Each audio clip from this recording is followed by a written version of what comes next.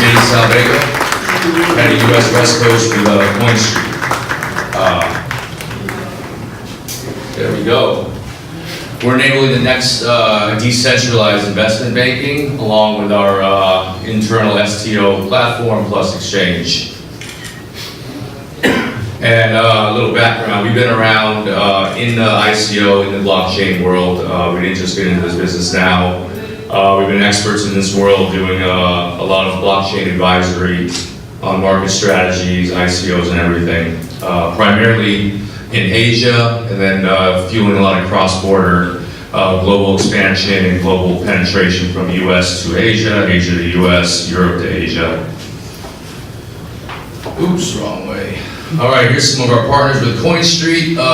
Given the fact, well, partnerships are always great, and we had a lot of these even prior to this new adaptation in the market into digitized securities and any other assets, but some of our new ones as we fully moved into this new adaptation. We see a lot of GBX with you guys, that's very cool wherever you went. In Gibraltar Stock Exchange, Open Finance out of the US, Securitize, Polymath, and a number of other, Ledger as well, a number of other wonderful brands that we're grateful to have these partnerships with. In this new era that we're in the STO, or our platform has STO Global in it. I'm a firm believer it's going to be DAO, we're going to be doing just digital assets all around. For me, I really believe in the debt and bond digitization. I think that's going to be phenomenal, even from a point of view of the company wanting to liquidate, right? Or create liquidity in an asset, creating the debt or the bond, right? You'll actually be further ahead in line if they go bankrupt. So it's a little bit better than security, actually. That's my opinion, but we'll go there later on. And a little background on myself, been in the blockchain world for a long time. A lot of my success has been in Asia. In Japan, they call me the Samurai Gaijin. I don't know if you know what Gaijin means, a white monster. Originally from LA, but I've been in Asia for almost my whole career in blockchain. Asia is phenomenal, highly innovative. Asian culture loves gambling. My theory why they love crypto. I speak, as you can see, around the world a lot, this and that, and I work with a bunch of big names, blah, blah, blah. And then next, some more pictures of myself, just to give some validation, you know how it works here. Different speaking engagements. I was at the World Economic Forum speaking there a month ago. I'll move forward to the more fun stuff. I still got to represent our CEO, Sam, my really good friend, another expert in this industry, a little older than me. And as you can see, he's founder of too many things, but they're all great projects and great organizations. He co-founded Ethereum China with Vitalik and built out the community there. He is on the advisory board for economics at the Gibraltar Stock Exchange, which you guys are working with. Some really great stuff with him. Sam's a really great friend. We worked together a lot over the past couple of years, and I officially joined his company top of this year as we were adapting in this new era that we both firmly believed in. Even last year, we were working on stuff. So this is kind of a little breakdown of our company structure. Again, we're in a new era of regulation. Specifically, all we're talking about right now is investments, right?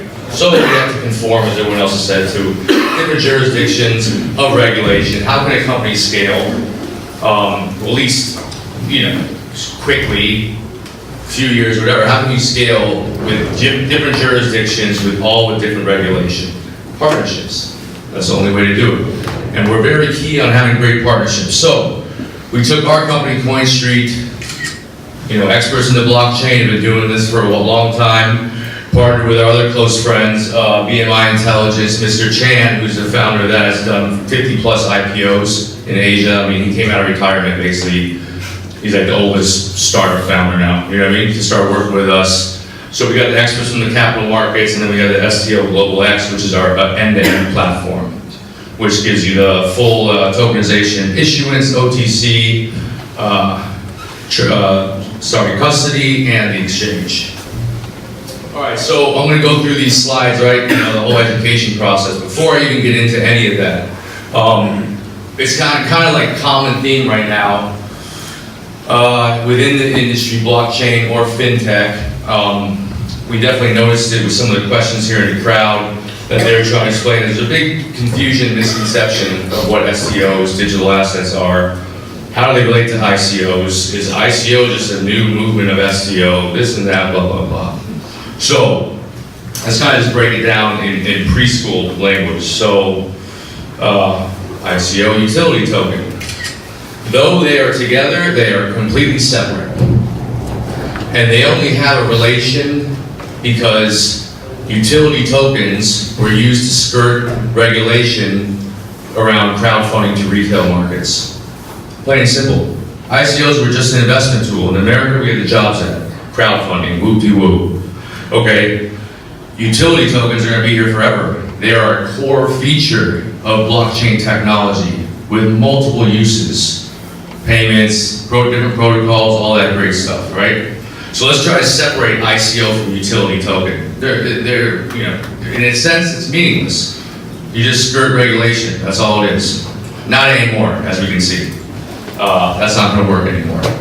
STO, right? How does that relate to an ICO? Well, nothing other than utility tokens were built on blockchain, and right now we're going to create assets and digitize them on blockchain. Really not that complicated either if you really start breaking these things down. That's all this is. Basically, I've kind of been meeting with this a lot when I try to speak and talk about stuff, because the market right now needs a lot of education. It really does, especially here in Japan. And I was really hoping that things would be moving quicker in this, digital asset era, but they're not. So, I have a great challenge ahead because I love Japan and I work here a lot, and I'm going to continue trying to push this moving forward. But right now we have the stock market 1.0. It's great, a lot of great things. It has its flaws, a lot of intermediaries, takes time. Certain investment models are localized, yada yada, okay? We have the taxi business, right? It's great, it worked. You can call them up. Actually, don't consider Japan as an example, because Japan's taxi business is effing incredible. I mean, how do you use Uber here? It's so good. So don't count that. Taxi business, it was great, it worked, you make a call. Can I call a taxi and get a taxi from LA and then get a taxi from my friend in New York? I never actually did that, but I really don't think so. Can I do that with a taxi when I'm in LA to a taxi in the UK to pick up a friend? Never tried it either, but I highly doubt that. Uber, which I've never tried to do international, but for the sake of this example, let's just believe me, Uber, I can get a taxi, I can get an Uber for my mom from LA. Isn't that incredible? I could probably, there's probably some regulation, maybe you can't, do the same thing internationally, cross-border, right? So Uber comes along and disrupts the taxi business. It's the same exact model. Technology facilitated cross-border payments, or at least interstate payments. The whole technology back end, it was just like on steroids. You can see the little car moving, less intermediaries, everything, right? You can add new stops. So here comes blockchain, right? And with the stock market, capital markets, private markets, public markets, and what blockchain does is facilitate cross-border payments almost instantly with no intermediaries for a fraction of the cost. What else does it do? We have nodes, we have smart contracts. On the spot, we can have settlement within investments, right? And trading in the stock market. Within minutes or less, we can have a settlement with the blockchain. We can democratize investment in the world. We can fractionalize assets as well. There are things in the world right now that cannot be, you cannot create liquidity from, right? With blockchain, you can almost throw, for a joke, we can throw anything on the blockchain, right? And digitize it, create an asset out of it. There are so many use cases, benefits from blockchain.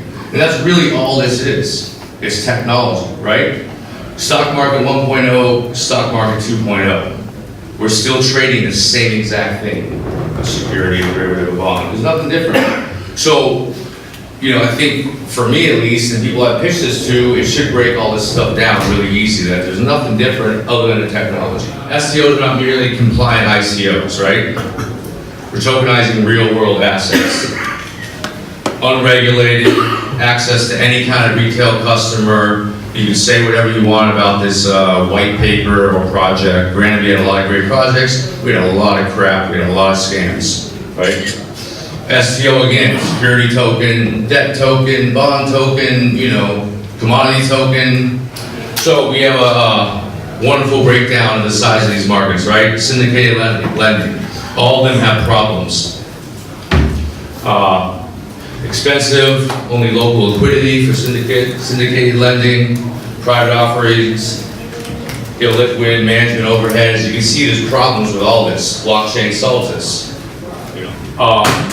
With digitizing securities, these are some of the amazing benefits of that. Again, all we're talking about, let's not even talk about securities, let's not even talk about assets. Let's just talk about a disruptive blockchain-based technology that solves problems and creates a better scalable product, just like the taxi. Access to global markets, further liquidity, direct and certain ownership to investors, eliminate all the friction, all that good stuff. I got a great one core piece of data you guys will love next. Is that here? No, there's another one coming after that. So these are some of the improvements, right? We talk about liquidity, private securities, time to settle, and here's all the checkpoints of everything has to go through private securities, public securities, then we get to tokenized securities, right? We're talking minutes. With the contracts, the smart contracts embedded in the code. Fully searchable too, by the way. That's the same thing that blockchain is going to disrupt the mortgage business, loan, supply chain, every single contract. You can have access to it instantly, well, as fast as your computers are. Forever embedded and never modified after. So now it's sort of what we do. CoinStreet, with our partnership web, we are kind of a one-of-a-kind in this market. Not only do we have the investment banking side, registered in Hong Kong and Singapore, and then most of the other major territories we have partnerships, and we're expanding to other ones that we don't, and we're not selling in those, just a disclaimer. We are a special one-of-a-kind company because we do have the investment banking side, we have the SEO platform, and then we have the full-out roadshow side as well. Doing all the marketing, promotion, consulting, full-on roadshows within Asia, expanding to the US this second quarter at the end of it.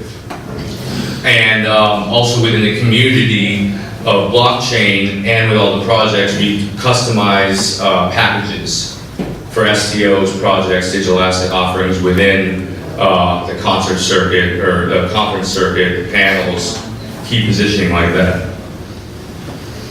Now we get into some of our platform, right? So our platform, it's a tokenization platform with all the KYC, AML, we can handle the issuance, we can handle the marketplace for listing and launching, we handle the OTC custody, and then we have the institutional grade exchange, also with military level security. Our founding project leader and programmer for our platform was one of the head security guys at the India Stock Exchange as well. So this is no crypto exchange, this is fully institutionalized. There's some other great benefits too, which we'll get to. This will be a little flow chart internally. We have a very long deck, so I didn't want to get into every single piece. So this gives you the flow chart of what our back end looks like within our exchange. And the real kicker, which is what we love, because what we're doing, again, we believe in the partnership structure, is we're launching in our own key territories, and then the rest of the world, and also within multiple territories, we are going to be licensing this out to institutions. Once institutions start really coming in, which as we see the US is moving forward fast, which is great. The real kicker, again, is our third-party API integration. We have full interoperability, plug and play between STO providers, custodial services, market data, digital asset brokerages, and many others. That provides a very flexible and seamless platform for any institution to pick up, or including ourselves, and adapt to the market, take certain pieces, customize our backend however you want. Thank you guys.